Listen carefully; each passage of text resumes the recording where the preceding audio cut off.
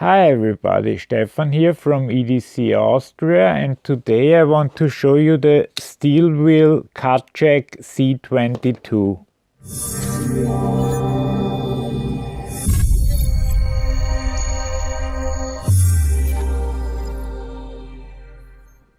This has been an immensely popular knife in the year 2017.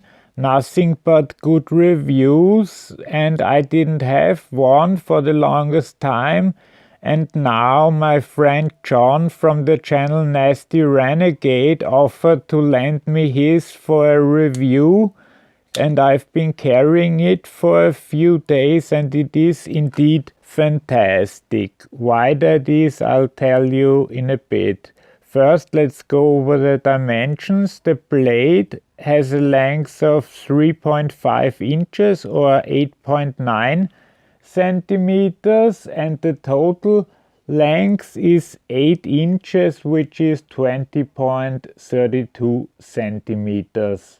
The blade is made from D2 steel, which is hardened to 58 to 60. And it's a nice satin finish on it with a flat grind, only a bit much when it comes to the logos. Here you have steel wheel, here you have Cutjack and D2. I mean, you don't really have to print the name of the knife on the blade, but okay. Another great thing is, of course, the price. In the States it costs about $43, and in Europe you can get it for around €50. And for a flipper these days it's quite rare. It doesn't run on bearings, it runs on phosphor bronze washers, and that's a good thing actually, because that requires way less maintenance. And this brings me to one of the few negative points of this knife. If you want to maintain your knife, you have to put a bit of effort in it, because all the screws are glued together with permanent Loctite, so you have to heat them up for quite a while to be able to disassemble the knife, but once you get over that step it's no problem. There are also a few colors available, which I'll show you now.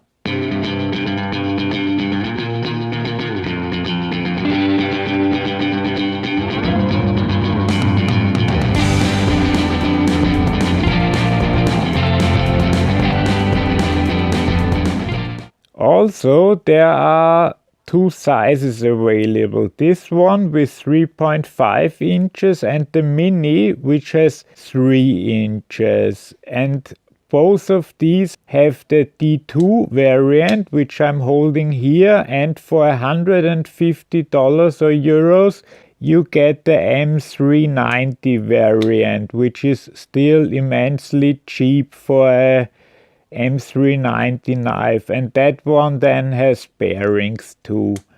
But if you wanna use your knife for a long time without having to disassemble it, then phosphor bronze washers should be the way to go anyway.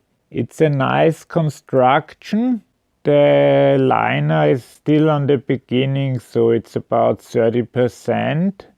I don't know how well you can see this, but these are full liners, but very nicely skeletonized to cut down on the weight.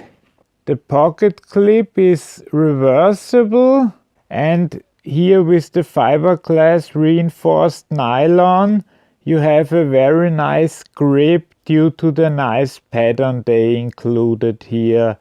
And this knife is really comfortable in any way you grip it, like this, reverse grip, or even draw cut.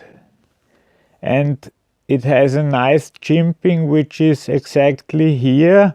Also, it has a forward choil, which enables you to work very exact.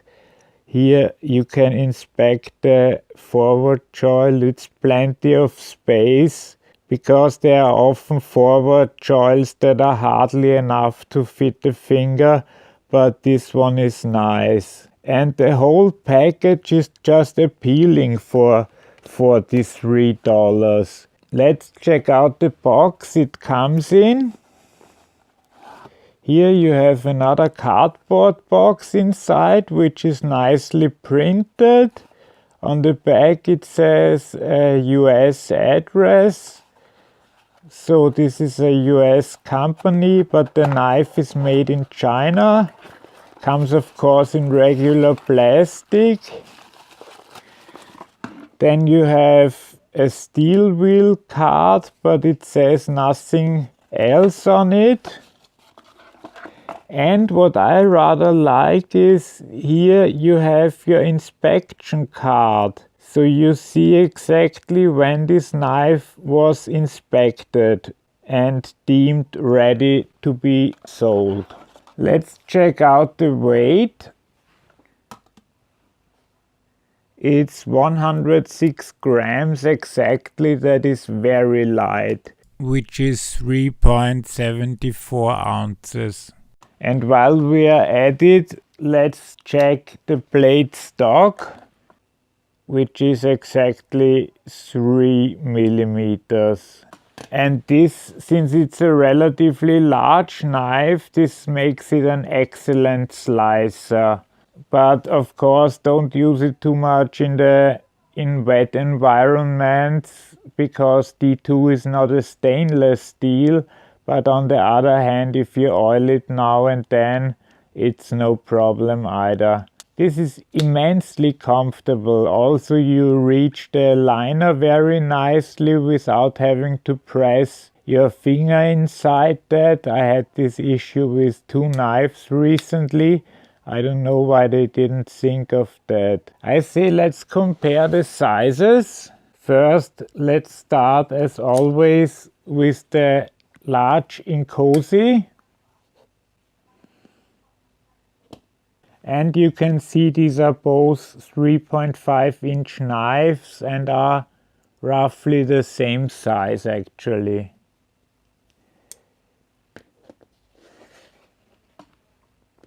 Here we have the Custom Knife Factory SSE, which is one of my larger knives, and it's just slightly larger than the steel wheel Cutjack.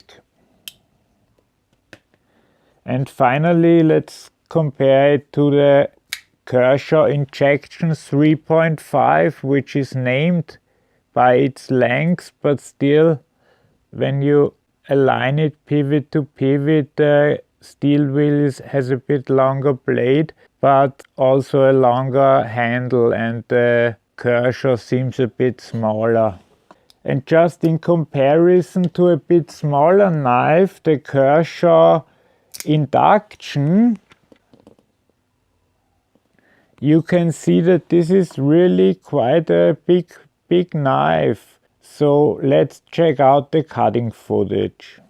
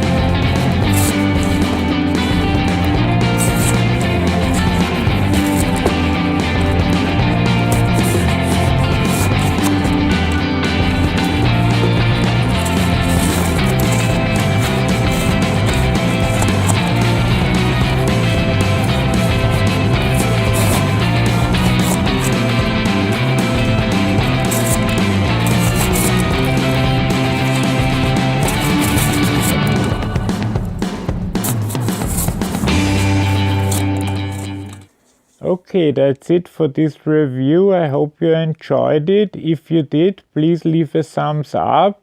If you have any questions, suggestions, or anything like that, please leave a comment. I would appreciate it. And if you want to be informed about future videos, please subscribe to the channel and you'll get a notification if a new video is up. Have a great day. Bye bye.